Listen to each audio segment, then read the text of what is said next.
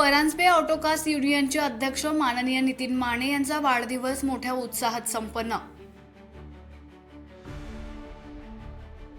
युवा उद्योजक बाळासाहेब खरात यांची वाढदिवसाला हजेरी। लोकनायक अंकुशभाऊ गोरे, माजी आमदार शशिकांतजी शिंदे साहेब, खासदार निलेश लंके साहेब, माजी आमदार दिलीपरावजी येळेगावकर साहेब, माजी जिल्हा परिषद सदस्य संदीपभाऊ शिंदे यांनी दिल्या फोन कॉलद्वारे शुभेच्छा। खटाव तालुक्यातील धकटवाडी गावचे सुपुत्र माननीय नितीन माने यांचा वाढदिवस मोठ्या उत्साहात संपन्न झाला। नितीन माने यांचे संपूर्ण शिक्षण हे सातारामध्ये झाले।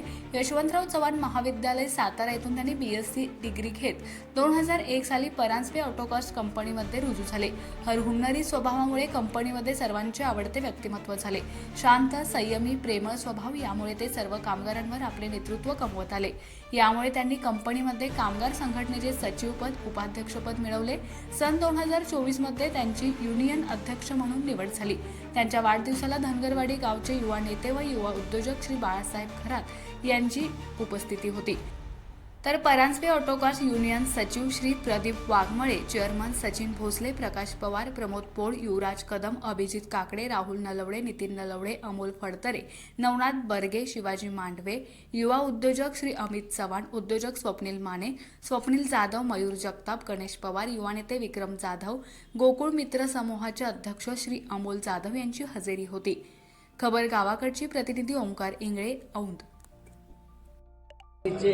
परांजपे ऑटोकास्टचे नवोदित अध्यक्ष श्री नितीन माने त्यांचा आज वाढदिवस आहे आणि मला तर खूप आनंद झालाच आहे। त्याचे जे काही बाकीचे काही मित्रमंडळ आहेत, कंपनीमध्ये असतील किंवा बाहेरचे असतील काही मित्रमंडळ, या सगळ्यांनी तो उपस्थित देऊन त्यांना एक वाढदिवसाची चांगली गिफ्ट दिलेली आहे।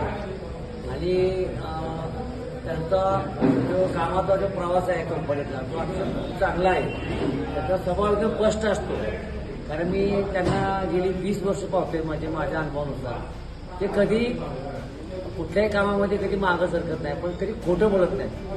त्यांच्याकडे सत्यता एक त्यांच्याकडे चांगली पावती आहे आणि कुठल्याही कामगारांचा प्रश्न असतो ते भविष्यातला ते 100% सोडवतील। कारण मी त्यांच्यावर काम करतो ना, तर मला बरेच अनुभव त्यांच्यावर आलेले आहेत।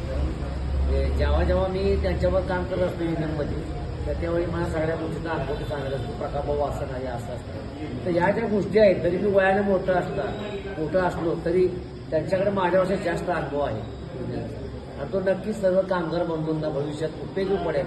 असंच सर्वांनी त्यांच्यावरती एकूण प्रेम ठेवा, त्यांना सहकार्य करा, त्यांना मदत करा। ते सांगते त्या गोष्टी आपण सगळ्यांनी पालन पोषण करूया आणि भविष्यामध्ये आपल्या कंपनीचे चांगले दिवस येणार आहेत, त्याच्यापेक्षा आणखी चांगले दिवस कसे येतील आणि आपल्या सगळ्या एकमेकांचा फायदा या सगळ्यांना होणार आहे भविष्यामध्ये। आणि मी मनापासून त्यांना पुन्हा एकदा वाढदिवसाच्या हार्दिक शुभेच्छा देतो आणि पुढील आयुष्यात त्यांना ज्या काही गोष्टी मिळायच्या त्या सगळ्या गोष्टी मिळू दे। आणि आई जगदंबेचा आज वार आहे, आज शुक्रवार आहे। आई जगदंबेला मी मनापासून प्रार्थना करतो की त्यांना उदंड आयुष्य मिळू दे, निरोगी आयुष्य मिळू दे। म्हणजे ज्या काही भविष्यात ज्या काही गोष्टी आहेत त्या सगळ्या गोष्टी पूर्ण व्हावत, असेच ते आनंद राहावत आणि भविष्यात त्यांना या सर्व मित्रांचा असंच सहकार्य, असंच प्रेम आणि अशीच उपस्थिती मिळावी। एवढं 2 शब्द बोलून मी माझ्या 2 शब्द संपतो। जय हिंद, जय महाराष्ट्र। आपल्या सर्वांचे लाडके, आपल्या परांजपे ऑटोकास्ट कंपनीचे युनियनचा अध्यक्ष नवनिर्वाचित, तसेच सर्व आजी माजी पदाधिकारी युनियनचे आणि सर्व सभासद, तसेच माननीय नितीनजी माने, मी त्यांना प्रेमानं आबू म्हणतो। तर त्यांचे सर्व मित्रमंडळी, अमोल असेल, नितीन माने असतील, अमित चव्हाण असतील, अमोल जाधव असतील, आमचे कॉलनीचे अध्यक्ष मंडळाचे अमोल जाधव, अजून मयूर जगताप, तसेच सर्वच, सगळ्यांचा उल्लेख करत नाही, परंतु आता जे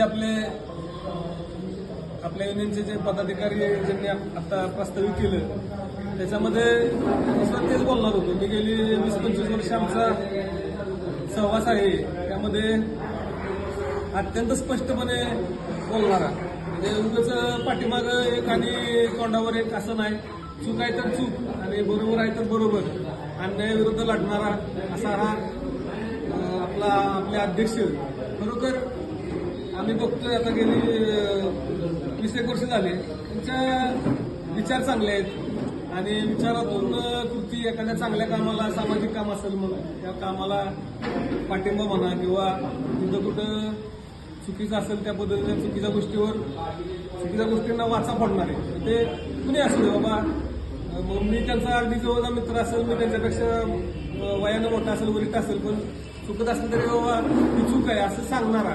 नाहीतर आजकाल तुम्ही बघताय उगाच आपलं एखादा पदाधिकारी असेल त्याची आपली तिघा चौघांनी त्याचं बघवत नाही, मग त्याची काहीतरी बदनामी करायची.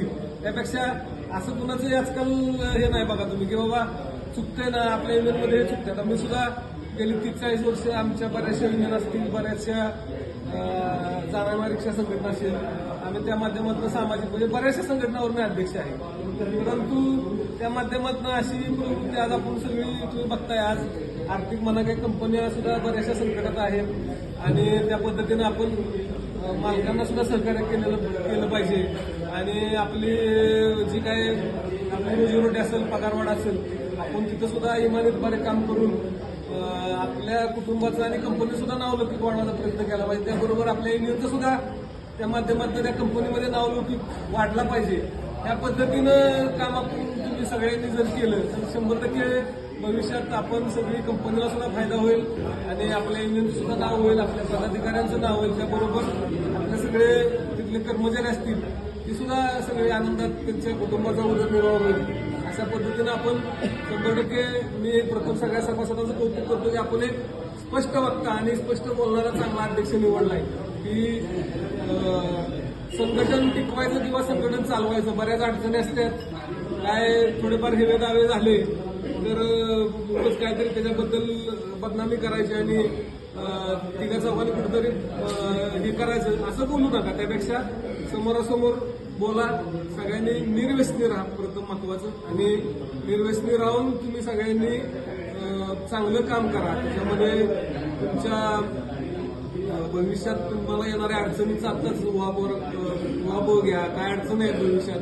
कंपनीला काय अडचण आहे, व्यवस्थापनाशी त्या पद्धतीने चर्चा करा आणि शक्यतो चर्चेतनं मार्ग निघतो. कुठलीही टोकाची भूमिका घेऊन कधीही आपण संघर्षातनं आपलं नुकसान करून घेऊन आपलं नुकसान होईल असं कुठं सगळ्यांनी वागू नका. आणि खरोखर आपण सगळे अशीच आपल्या संख्येत भरच पडावी. आपले कोण एका दुसरे असतील तर त्यांनी सुद्धा म्हणावं की खरोखर यांचं काम चांगलं आहे. तुमच्याबरोबर कोण नवीन जी येणारी मुलं असतील, नवीन जी कोण कंपनीमध्ये कर्मचारी येणारे असतील त्यांना सामावून घ्या. कारण की शेवटी आपलं वय वाढत जातं, आपण शेवटी कधी ना कधीतरी आपण तिथनं रिटायर होणार असतो. परंतु आपण रिटायर झालो तरी त्या कंपनीच्या नवीन येणाऱ्या लोकांनी सुद्धा म्हणलं पाहिजे की बाबा हीच अध्यक्ष आणि हेच आता मी रिक्षा संघटनेचा अध्यक्ष आहे, पण 30-40 वर्ष झालं मी रिक्षा चालवू सुद्धा नाही. परंतु मी म्हणतो मला वेळ नाही, पण तुम्हीच पाहिजे. तर एक असं काम करा की जेणेकरून नवीन सुद्धा जे काय तिथे कंपनीमध्ये लोक येणार आहेत परमनंट, त्या पद्धतीनं त्यांनी सुद्धा तुमच्यावर विश्वास दाखवून तुम्ही रिटायर झाला तरी बाबा ही जीवन आम्हाला पाहिजे आणि हेच सगळे पदाधिकारी पाहिजे. अशा पद्धतीनं तुम्ही काम करा आणि या पद्धतीनं जर काम केलं तर मला नाही वाटत सर्वांना समान न्याय, सर्वांना समान संधी आणि सर्वांना समान हक्क या पद्धतीनं जर तुम्ही सगळेजण चालला तर मला नाही वाटत भविष्यात कुठली अडचण येईल. आणि आज आता मी जास्त काही बोलत नाही, पण एक आपण सगळ्यांनी मिळून संधी दिली बोलायची 2 शब्द. त्याबद्दल माझ्या मित्राचं कौतुक करावं तेवढं थोडंच आहे. कंठ भरून आलाय खरोखर, त्यानं कष्टातनं शून्यातनं सगळं निर्माण केलंय. कधी कुणाला रुतला नाही, कधी कुणाला वाईट वागला नाही. जेवढं काय करता येईल तेवढं सगळ्यांनी चांगलंच केलंय, हे बघितलंय लहानपणापासून. अशा माझ्या प्रिय मित्राला वाढदिवसाच्या लाख शुभेच्छा. आज शुक्रवार नेमका आहे आणि आई जानामाळीची मी सुद्धा मी प्रार्थना करतो की अशा मित्राला भरभरून आयुष्य लाभो आणि त्याच्या हातून भविष्यात खरोखर त्याच्या मित्र असतील, त्याची मित्रमंडळी असतील, पैपावणे असतील, घरचे असतील, सगळ्यांचंच एक त्या